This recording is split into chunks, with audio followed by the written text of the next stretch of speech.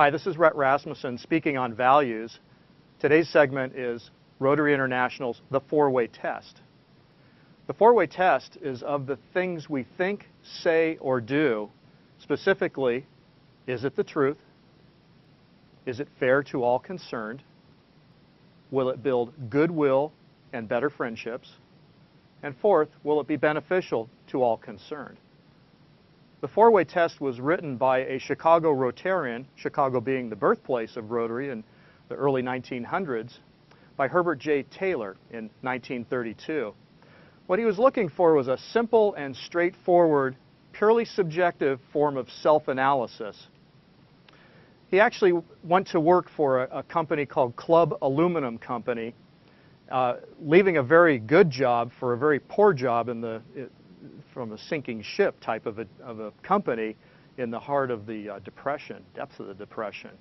And a quote that he has from how he came up with the 4-Way Test and tried to apply it to this company that he went to that was in severe need of help was, to win our way out of this situation, I reasoned we must be morally and ethically strong. I knew that in right there is might.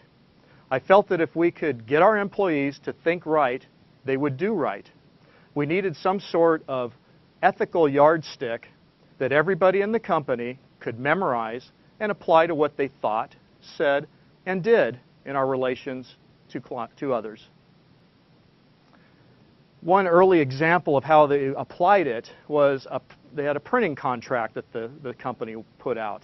And they took in bids, they selected this one company, and then after the contract was signed, the printing company said, look, I underbid you by $500. I'll gladly fulfill my obligation. But Mr. Taylor went to his board and said, look, we could do this, but is it beneficial to all concerned?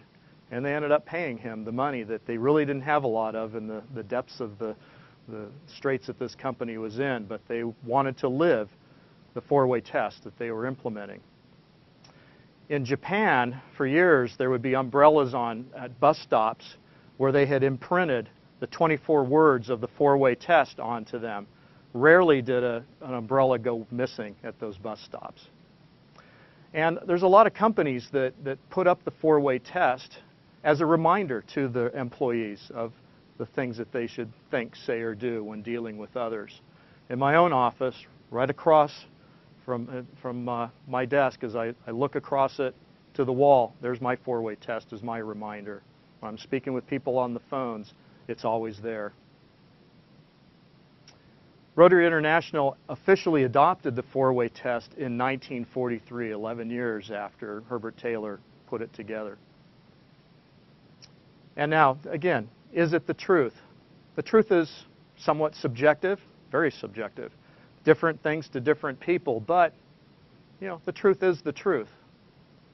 Is it fair to all concerned? If it's not good for both parties, for all sides, you've got something that needs to go back to the drawing board, perhaps. If it's just all one-sided, well, I got mine, the heck with that guy. If it's a customer, they just might not come back to you the next time. People want to be treated right, and is it fair to all concerned? Will it build goodwill and better friendships? When you're acting the truth, when you're doing things that are good to all sides, you are going to be building goodwill and better friendships.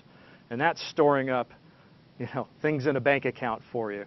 You may need to draw on that later on if something doesn't work right. But, when you're acting in the 4-Way Test by this third measure of it, you are building the goodwill and the better friendships that will serve you well as time goes on. And will it be beneficial to all concerned? Again, all the parties have to be benefiting in your transactions and your interactions. And it's not just in a business situation. You can apply this to your family. If you want to talk the truth always, you always want to make sure that things are of beneficial intent and beneficial outcome to your family members, anybody that you interact with. So I encourage you to download the 4-Way Test from the website here, apply it to your life.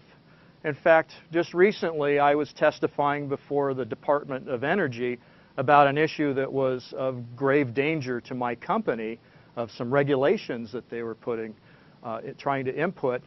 And I close my remarks in this public meeting with the four-way test to point out to them that, frankly, their shoddy research, their conclusions that they drew from it weren't the truth.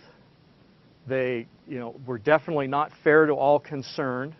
They certainly weren't building goodwill and better friendships, and they were definitely not going to be beneficial to all concerned.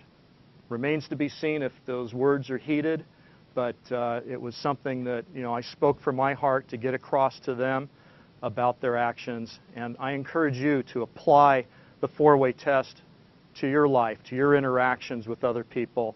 It really is an offshoot of the golden rule, do unto others as you wish them to do unto you, put into 24 different words by the Rotary International.